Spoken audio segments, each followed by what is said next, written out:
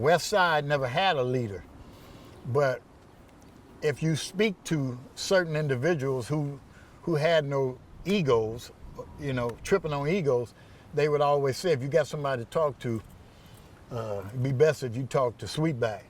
Tookie ain't gonna talk to you. If you didn't know Tookie, it wasn't too much you and him could talk about.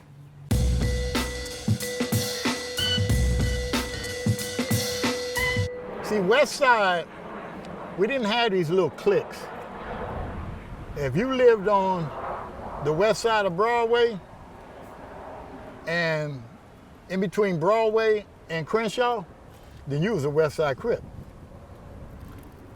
The thing with the factions started, I say around 75, 76, so on, so forth.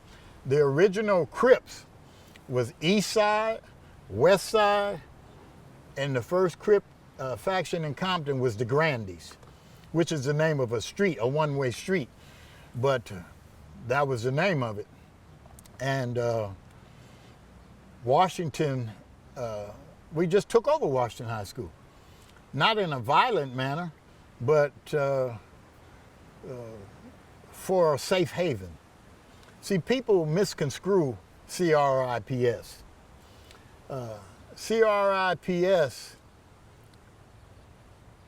the people that started that, we were just basically young men trying to do something constructive with our lives, because there wasn't many programs out there for young men our age. If anybody says that Melvin Hardy and Buddha and Monkey Man them were doing anything other than on their block, is lying. They had their faction, that was their block. I mean, that was their neighborhood, and you know, with all due respect, that was okay.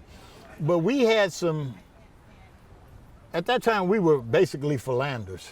We didn't know what the word meant, but we, you know, at all the parties we could dance, and we liked the pretty girls, and wherever we went, we were in demand, because we stood for that. We stood for being firm and committed to being solid, you know, foundational.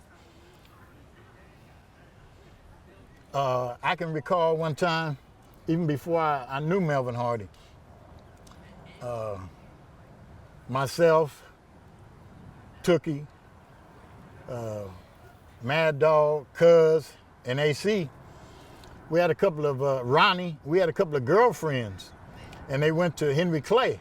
So we went down there, and we were walking them home. And when we got to Imperial and Western, there we saw a guy who later we found out to be Melvin Hardy, and I can't say whoever else was with him that day. I don't want to be wrong. I don't want to put somebody in something that initially wasn't. But he said something disrespectful, and can't remember what it was, if it was directed to me. I took it personal, and I knocked him out. Plain and simple. There was a bank there, and I never forget knocking him out right then and there. And I guess the word kind of carried that them dudes down there in the 80s, them dudes ain't nothing nice. You know, they will come and serve you about the bullshit. Excuse my English. But later in life, me and Melvin became real good friends, just like Monkey Man and Buddha. When I initially met Buddha, Buddha pulled a big old dog chain on me, and I commenced to whooping his ass. I'm not saying these things. These are my, Buddha was one of my favorite confidants. So I'm just telling the truth here.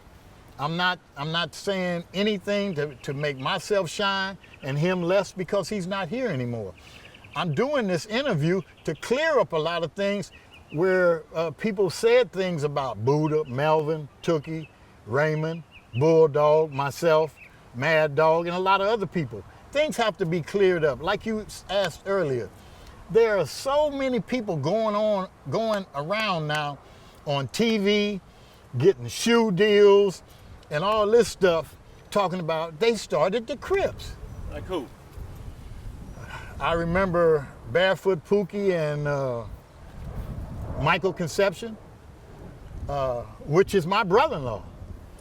I have a daughter by Michael's older sister, but Michael got a deal with Reebok, and he went on Arsenio Hall saying that that he started the Crips. And then later, Tookie, I heard say he was the co-founder of the Crips. So how would you place their names in the history of this Crippin'? Well, Michael Conception and Tookie were Baby Crips under Keith Henderson.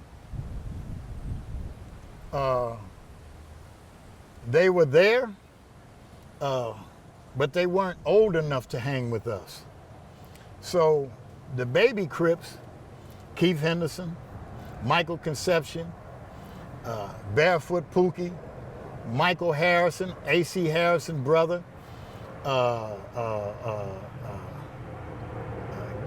Gary Lane, Rodney Allen, Keith Ireson, a lot of these guys, Mouse, Chucky, Rusty, these were Baby Crips. So that's where they were. So these guys were like 2 to 3 years younger than y'all. Or maybe more. Or maybe more. But one thing I can say about them, they were truly in tune with being in representing the Baby Crips. I can say that. But to say you started the Crips, no. So how does that make you feel personally when you might hear someone that's the next generation talking about, yeah, I was a founder? Well, you know, it's like it says in the Bible, you know, be careful what you say, because and then they bring in another witness, which changes the story. A person can be who they want to be in today's society. If somebody doesn't know you, you just come to town, you can be who you want to be. And with a lot of the original Crips gone or in prison for the rest of their lives and don't have a voice anymore to be heard publicly, you can get away with some of that. It comes a time in a person's life where they got to put away the childish attitudes, the insecurity of being young and dumb, and just grow up. We stood for something, you know. We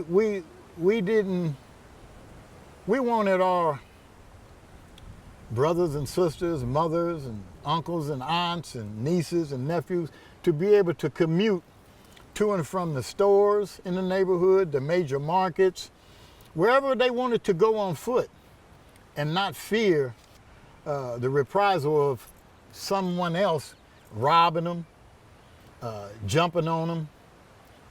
We didn't like it like that. We were set to make a difference in protecting our neighborhoods. True, things got out of hand years later, and although I always tell people, I never gangbang in my life. Do you hear me out there? I never gangbang in my life. I cripped for 40-something years. The difference, we didn't use guns.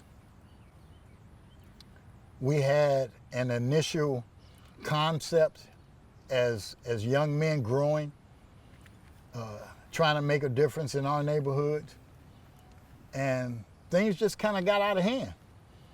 And I want to personally apologize to the world for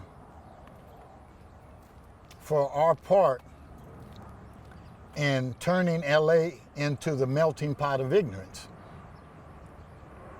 I'm apologizing for myself. I'm apologizing for Tookie. I'm apologizing for Buddha. I'm apologizing for Mad Dog. I'm apologizing for every Crip that came up in my era. Because we truly didn't know. We were just trying to do something constructive as young men who had nothing to do in a society that really didn't care about youth at the time, seemingly. Thanks for watching StreetGangs.com. Please like and share the video you just watched and leave a comment below to tell us what you think. You can also watch 2 of our previous episodes to the right. Please visit the link to our Patreon page and support our campaign. And don't forget to subscribe.